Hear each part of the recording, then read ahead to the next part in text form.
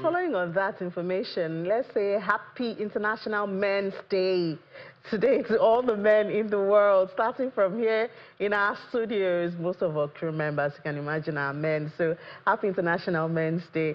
You know, they always say that the women have how many celebrations in a year, and then men have only one, and we hardly celebrate them. So I celebrate you today. Happy International Men's Day today. But let's discuss business now, and we're discussing that one local government, one product policy by the federal government. It's a central philosophy that's supposed to drive economic growth and job creation at the grassroots level by focusing resources on developing a unique product, service, or industry in each of Nigeria's 774 local government area. The selection process is supposed to be from bottom-up, community-driven, and based on competitive advantage, comparative advantage. The product must be natural, based from the location that's being considered. Value addition potential should be around there. There should be also the potential for market demand also, and then stakeholders consultation. That's the local authorities, community leaders, entrepreneurs, experts. They should collaborate to select one product from each local government area and then make it work. So it's not new. It's not new. But it does seem like at the just concluded SME conference for 2020, for 2025, the three-day event, this has come up again, and SMEDAN is supposed to take the lead in implementing this. But I must say that even before now, before hearing it from the government, I've been talking to Mr. Chukwunwa Chukwu, the president of Agricultural and Industrial Entrepreneurs of Nigeria. He's been a guest on Business Morning a couple of times, and we've discussed this as his own project then. So let's find out what's going on from his perspective, and now that the government seems to be waking up to take up this, see where they meet. Good morning, Mr. Nwachukwu, and welcome to the program. Good morning, Ini. Good to be here again. Yeah, good to see you. So we've been talking about this one product, one local government. I believe it's about 2 years now since I've been having this conversation with you. First of all, what's the progress from your own front? Very interesting. It is a very viable project, and I'm glad you mentioned that we started talking about it. You and I on this same program. We call it One Local Government, One Industry, Alloy. The progress thus far is that we needed to have the input, the buy-in of the entrepreneurs in the local governments who would actually warehouse the funding for these industries. And so we moved and signed an MOU with NOLGE, National Union of Local Government Employees. And the concept is actually to attract development finance funding to these people whom we're going to call agripreneurs. And that is ongoing. We've concluded that. Now, we also concluded with a very interesting, very aggressive development finance institution, DBN, who understand the concept of development financing as a tool to energize the economy. So the issue is the convincing the the deposit money banks in Nigeria. They are not interested in energizing the economy through agriculture or SMEs. It will talk from here to the kingdom come, and they don't conceptualize long-term employment creation strategies. We're not going to get there. We've engaged with a couple of banks. They're more interested in short-term lending. And so I think that we're going to engage with government. That's where government comes in, to channel their policy towards injecting funds into long-term investments in agriculture. But as for government themselves trying to do it, it is not possible. You and I have talked about it. It's not going to work. It started with something they call NEDEP. It hasn't worked. The thing is, government creates policies. They're not able to implement them. The government should stick to policy and not implementation. Implementation, the private sector-driven sector must be led by the private sector. So we are very focused. We're arriving there. It's taking some time. We are also trying to create sensitization for all the local governments in Nigeria. So we signed up a pact.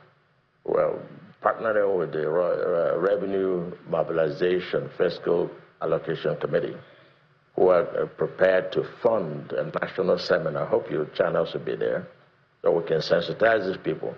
It's an ecosystem that we're trying to come up with. We'll come up with that right now. So we're looking for buy-in to that.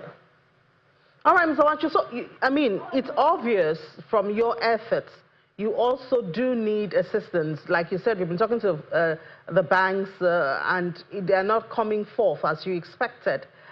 You obviously need the government. So now that Sweden seems to be taking it more seriously, don't you think that perhaps a partnership between maybe your organization or any other party from the private sector working with government and regulators, don't you think that will accelerate this policy? Because it's obviously a beautiful one that will be beneficial to the country. Government cannot regulate what these deposit money banks do. If they create a policy, then they need to sell it to them. The issue is not with government as such. The issue is with deposit money banks, what they call commercial banks in Nigeria. Yeah, no, but Mr. Wachuku, sorry, Mr. Wachuku, sorry, Mr. Wachuku. Can you hear me? Can you hear me, sir? Yes, I can hear you. So I'm trying to say, it's not about the government regulating the banks, but if the challenge here is funding, the government can obviously do something, provide subsidized funds or rates. The government can walk through the Bank of Industry and, not necessarily working through the commercial banks. But I mean, if the challenge is funding, if there's a partnership, perhaps the government can come in and, push up from that aspect. We're wrong about that. So government funding is budgeted. And if you're going to, let's say, engage in farming, when you need to apply fertilizer, you can't wait for the budget. We need to put the funding in place. And a very dynamic bank that understands it, the Development Bank of Nigeria, they understand it. Bank of Industry is not tuned into this thing, and they don't appreciate their role. The Development Bank of Nigeria appreciates it. Now, what government has also done is to put together a de-risking mechanism called the National Credit Guarantee Company of Nigeria, headed by a very prolific entrepreneur-driven person as the MD. What government can do, they've done. Development Bank of Nigeria will partner with us. We have reached agreement in principle with them. We'll reach agreement with National Credit Guarantee Company Limited. I've sat with the MD, a very, very experienced gentleman who came from DBN. We've agreed with them. We've aggregated our story, agreed with NAIC. That's national. So the ecosystem that we have developed, it's set to go. But the development banking industry, it's a wholesale bank. So they need to warehouse, they cannot distribute funds to individual entrepreneurs. So it requires the deposit money bank, the commercial banks, who incidentally are paying lip service. I've said this many times. They're paying lip service to SME. They're not interested. They're only interested in short-term lending. You talk to them, they say their portfolio is exhausted, blah, blah, blah, blah, blah. But the SME sector and agricultural sector is the single largest driver of employment and wealth creation in any economy. So Sweden, or Raw Materials Research and Development Council, Sweden particularly, will come in if they're interested and know their focus. They can come in on training of these people as entrepreneurs. For 20, 30 years, Sweden has been chewing out people whom they've trained as entrepreneurs, giving them certificates. They come in there with big, big seminars, but it cannot translate to real sector. The real sector is the private sector. So we're open to partnering with Sweden. Before the former Director General left, in fact, we had initiated a meeting, AIN, Sweden, and RMRDC. So we're moving forward. We're not going to bring in the government agency like NASENI, because we're going to create clusters in every local government in Nigeria. So when these people come in, common services. So let the government come in and partner with the private sector, an association whose product is entrepreneurship development, creating SMEs in each local government. We're getting there. It's a slow process, but we're getting there. Hopefully, first quarter of next year, we're going to have this national seminar where everybody will be there, and then we'll sell this product to them.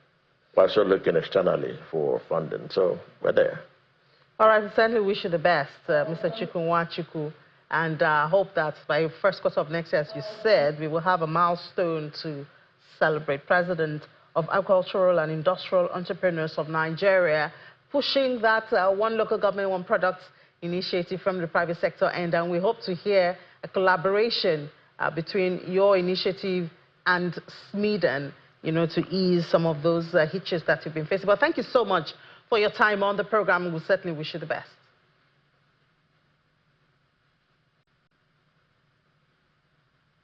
Thank you so much. Bye-bye. Bye-bye.